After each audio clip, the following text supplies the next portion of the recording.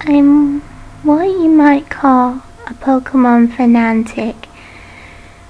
I have what must be a million cards, no doubles, many figurines and plushies, and I own or have owned all of the games at some point or another. I've owned and trained every Pokemon available, even the event exclusive ones, thanks to a lot of bribing. Well, all except two. One very, very simple Pokemon that isn't uncommon in Eterna Forest and its evolution. Baneri and Lopunny. Those two Pokemon are my favorites ever, but whenever I encounter Baneri, it either faints, knocks out all my Pokemon, or I run out of Pokeballs. The darn thing hates my guts, and I have no idea why. And of course, the only way to get Lopunny is evolving Baneri. And before you ask, I never trade for a Pokemon if it is available in-game. That seems like cheating to me. Plus, I'll get more satisfaction from catching it myself the natural way. It had been ages since my last try at catching one, so I thought I'd have another shot at it. I took my DS and copy of Pearl, grabbed my level 19 Blitzy, and dragged its butt over to Eterna Forest. I met Wurmple, Cascoon, and Badoo galore. Even a few Dusktalks. I plummeted them all with Blitzy's Hyper Beam. But there were no Baneri.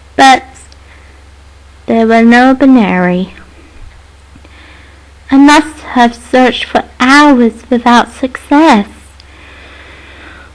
Finally, I sighed and decided to give up.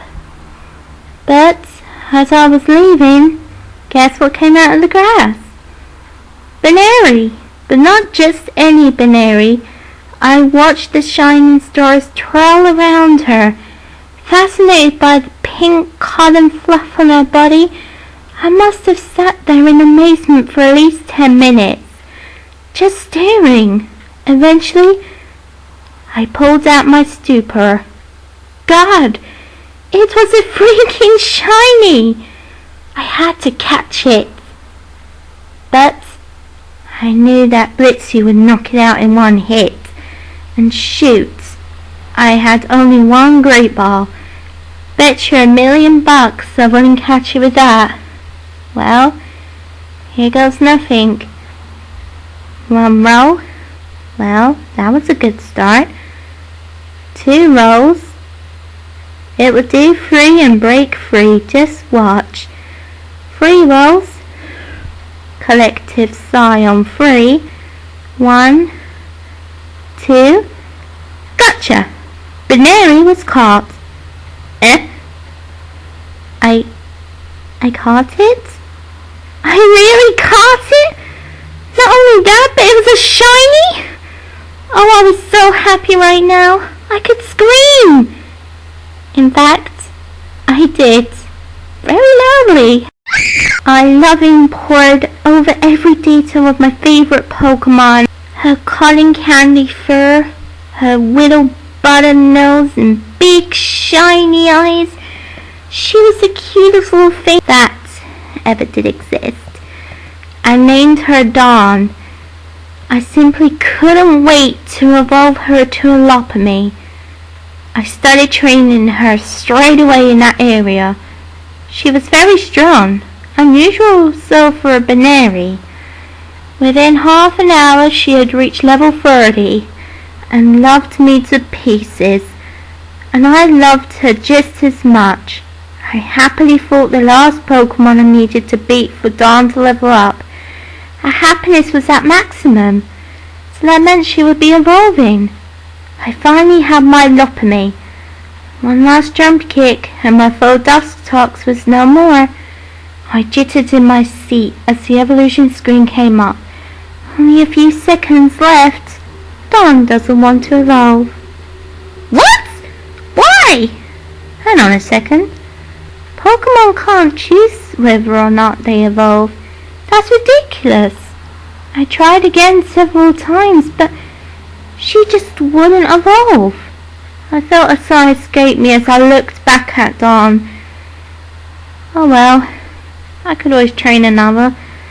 I looked around for another Baneri. I found one within minutes. Just a regular Baneri. Male this time. I caught him easily, but it held no thrill like before. I felt nothing. Breathing out a sigh in disappointment, I named him Stephen and set about getting him up to max happiness. I just couldn't get into it. I huffed in anger and shut the DS down, planning to get back to it in a better state of mind. However, I was still in a foul mood the next morning when I began training again. After many long hours of half-hearted leveling, I finally got my Loppamy. But it brought no joy. I had really wanted Dawn to be my precious shiny Loppamy. I don't know why I was so fast. To be honest, I had plenty of shinies before, so I barely paid a blind bit of notice to them. But Dawn was special. She had come out just for me. Wait, stop, reverse. Come out for me? What was I saying? It was a mass of pixels on a tiny screen. It couldn't come out for anyone. Oh well, best put these strange thoughts out of my mind. I left it a few days before I played Pokemon again. I was completely swamped with homework, as I had been spending all my time training. Then I got Heart Golds. It was such an amazing game. I loved the way your Pokemon wandered behind you, interacting with the environment. It was a joy to play, and I had it finished within a week. First thing I did after that, transfer my Pokemon from Pearl to Heart Golds. I had missed my Generation 4 team and eagerly welcomed them back. Then I remembered my wonderful Stephen. Immediately grabbed him out of the PC and sent him first in my party. Oh, what a joy it was to have him leaping behind me. But the joy only lasted a few seconds before a depressing feeling came over me. Stephen wasn't right. He wasn't who I needed to see. I ran to my PC and planned to put him back, but something inspired me to turn and talk to him. Stephen is feeling dizzy. Wait, what? His HP was full. Pokemon only felt dizzy if he had really low HP. I talked to him again. Stephen is clutching his chest in pain.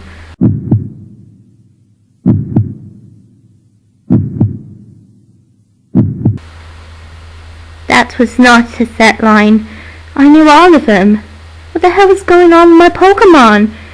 I felt concern blossoming in my chest, and tapped A again. I had to know what was happening. Stephen kneeled over.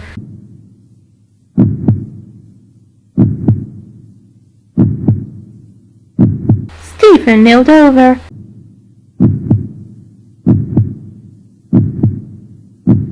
Oh my god, seriously? What was happening? His overworld sprite had actually fallen to its knees, no longer following me. Panic rushed through my veins. I quickly ran over to Nurse Joy, begging that something could be done about him. Hello there, welcome to the Pokemon Center. We restore your Pokemon to full health. Would you like to rest your Pokemon? Yes, freaking yes! I shouted in panic. Help Steven! Okay, I'll take your Pokemon for a few seconds. Yes, please. Please help him. My Lopunny. Nurse Joy turned back to me. I'm sorry. Your Lopunny seems to have had a heart attack. I'm afraid he didn't make it. No, that can't be true. Pokemon don't die, do they? I checked my party and Grover was first in my party. Steven now gone. I felt crushed. My only ever Lopunny dead. It was then I remembered who was supposed to be my Lopunny. Darn, my precious shiny Baneri. I can remember not evolving her for some reason. Guess I'll do it now. I grabbed it from my PC, but I couldn't stop myself from lingering on her summary screen. She was so perfect, so amazing, so special. Time to evolve. Dawn. As we were walking, I tried to recall the reason for delaying her evolution. I had no idea why I hadn't done it. Thank God she was only 10 XP points away from leveling up, so after the destruction of one Rattata, I was on the edge of my seat, waiting for it eagerly. Dawn doesn't want to evolve. Damn.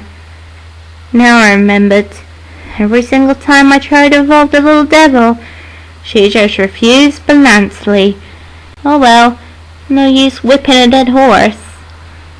I kept her in my party. First place, I talked to her so often that I probably said more to her in an hour than I said to anyone else in my life in a whole week. But, of course, people grow and change. I found a wild Mareep in the tall grass near Violet City, and it was shiny. Oh, it was so pink and fluffy, and I just had to have it. I sent out Dawn and promptly ordered her to use Swagger, as I knew an attack would knock out Mareep instantly. Dawn ignored orders. Dawn used Jump Kick. The wild Mareep fainted. Now that should not have happened. I had all 16 badges, so Pokemon should obey me at any level. Heck, Dawn's only level 63, too. This certain event really ticked me off. I immediately turned to her. Maybe something she had to say would explain her crazy behavior. Dawn was stamping her feet and whining. What is with all these wacko lines? And why the temper tantrum? Alright, little missy. Start explaining. No, I don't care that I'm talking to a game. I do that all the time. Give me a break. I spoke to her again. Dawn is snuggling your hand. Aw, how cute. Don't think this gets you out of this, I stated sternly without a prompt. Next text began to scroll. Dawn is licking your hand. The hell? That wasn't the set line. Oh, God. I don't know why I'm even surprised anymore. Dawn bit your hand. Ouch! I dropped the DS as a sharp pain suddenly flourished in my flesh. I squeezed my hand tightly, rubbed it, even tried banging it on the wall, but the pain would not go away. I turned back to the DS to see the avatar struggling on the spot, running but going nowhere. Bracing my teeth, I pressed A again, repeatedly. Dawn is holding tightly and won't let go. Dawn is grinning around its mouth hole. Dawn is chewing softly. Dawn likes the taste. Dawn would rather eat you than lose you. She would rather... This Baneri was running ahead. No two ways about it. I tried mashing the buttons to get away from her, but the pain only increased tenfold the more I tried. When I finally gave up hope and was about to press the power to escape, a new window opened. Dawn released her hand. That was much better. I'd almost forgotten what no pain felt like. I felt really uncomfortable. Just sitting there, waiting for something to happen. It's never even crossed my mind to try the controls. Eventually, Dawn jumps up and down happily, the smiling face appearing above her head. Dawn has a secret to tell you. Here we go. What would the Psycho Binary want to tell you? Despite my logic, I found myself leaning in slightly. Dawn wants you to come closer. So I leant closer. I don't know why. It just felt better. Dawn still can't reach your ear. I was now so close to the DS my nose was almost touching the screen. I saw something silver flash behind Dawn's back. What was that? Master, I love you. I felt fear flow throughout my body as a high-pitched sing-song voice echoed from the speaker. The object behind her back was growing clearer, but I still couldn't make it out. I won't let anyone else have you. That giggling. It was enough to turn the bravest man in the world into a pile of jelly. I was nowhere near brave, so you can imagine how I was feeling right now. Wait, behind her back, there was a... Master. Suddenly, I felt a sharp piercing pain shatter my very core. I gasped in surprise. But it wasn't much of a gasp. My breath would not come. I choked and spluttered for air, drawing only a tiny bit in at a time.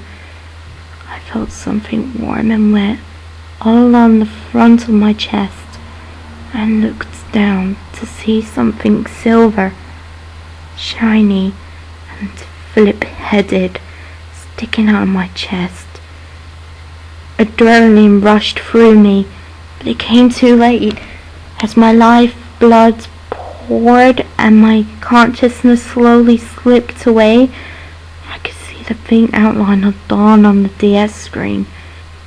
Her eyes were wide and white, rimmed with black, and black tears running down her face. She smiled maniacally, showing sharp teeth and brandishing a blood-stained screwdriver as she whispered softly, almost musically, "We'll be together forever."